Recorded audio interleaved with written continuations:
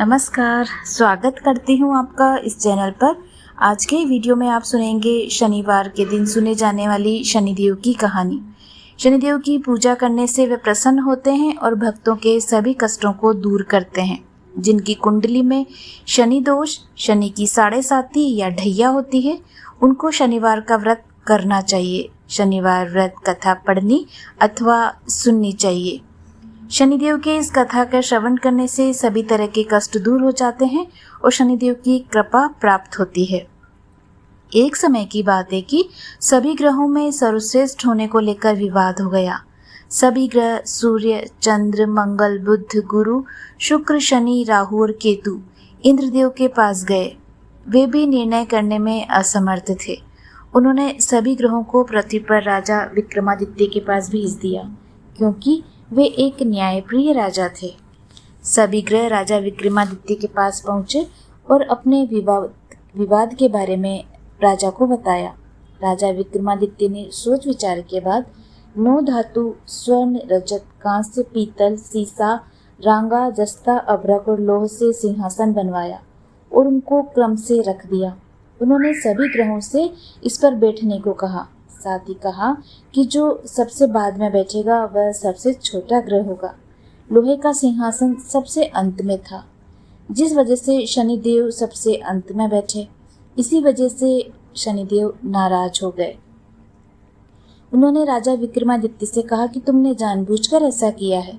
तुम जानते नहीं हो कि जब शनि की दशा आती है तो वह 2.5 से 7 साल तक होती है। शनि की दशा आने से बड़े व्यक्ति का विनाश हो जाता है। शनि की साढ़े साती आई तो राम को वनवास हुआ और रावण पर शनि की महादशा आई तो उसका सर्वनाश हुआ। अब तुम सावधान रहना। कुछ समय बाद राजा विक्रमादित्य पर शनि की महादशा शुरू हो गई। तब शनिदेव घोड़ों का व्यापारी बनकर उनके राज्य में आए। राजा विक्रमादित्य को पता चला कि एक सौदागर अच्छे घोड़े लेकर आया है, तो उन्होंने उनको खरीदने का आदेश दिया। एक दिन राजा विक्रमादित्य उनमें से एक घोड़े पर बैठे तो वो उनको लेकर जंगल में भाग गया और गायब हो गया। राजा विक्रमादित्य को बुरा वक्त शुरू हो गया था। भूख प्यास से वे तड़प रहे थे, तो एक ग्वाले ने पानी पिलाया। राजा ने उसे अपनी अंगूठी दे दी, फिर नगर की ओर चल दिए। एक सेठ के यहाँ पानी पिया। अपना नाम उज्जैन का वीका बताया। सेठ वीका को लेकर घर गया। वहाँ उसने देखा कि एक खूंटी पर हार टंगा है और खूंटी उसे निगल रही है। देखते ही देखते हार गायब हो गया। हार चुराने के आरोप में सेठ ने वीका को कोतवाल से पकड़वा दिया। वहां के राजा ने वीका का हाथ पैर कटवा दिए और नगर के बाहर छोड़ने का आदेश दे दिया। वहां से एक तेली गुजर रहा था। वीका को देखकर उस पर दया आई। उसने उसे बैलगाड़ी में बिठाकर आगे चल दिया। उस समय शनि की महादशा समाप्त हो गई थी।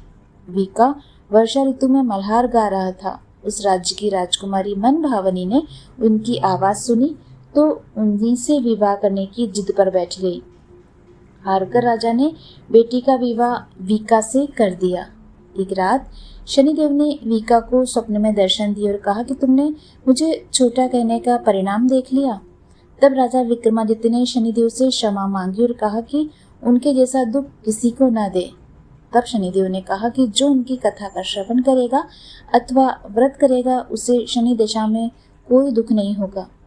शनिदेव ने राजा विक्रमादित्य के हाथ और पैर वापस दे दिए। जब सेठ को पता चला कि वीका तो राजा विक्रमादित्य है, तो उसने उनका आदर सत्कार अपने घर पर किया और अपनी बेटी श्री कंवरी से उनका विवाह कर दिया। इसके बाद राजा विक्रमादित्य अपनी 2 पत्नियों मनभावनी एवं श्री कंवरी के साथ अपने राज्य लौट आए, जहां पर उनका खूब स्वागत किया गया। राजा विक्रमादित्य ने कहा कि उन्होंने शनिदेव को छोटा बताया था, लेकिन वे तो सर्वश्रेष्ठ हैं। तब से राजा विक्रमादित्य के राज्य में शनिदेव की पूजा और कथा रोज होने लगी। उम्मीद है आपको ये शनिदेव की कहानी पसंद आई होगी। इसी तरह की हिंदू धर्म से जुड़ी हुई कहानियाँ, पूजा, शुभ मुहूर्त सुनने के लिए आप हमारे चैनल से जुड़े रहिए और नए हैं तो प्लीज़ सब्सक्राइब का बटन अवश्य दबाइएगा। जय शनिदेव। धन्यवाद।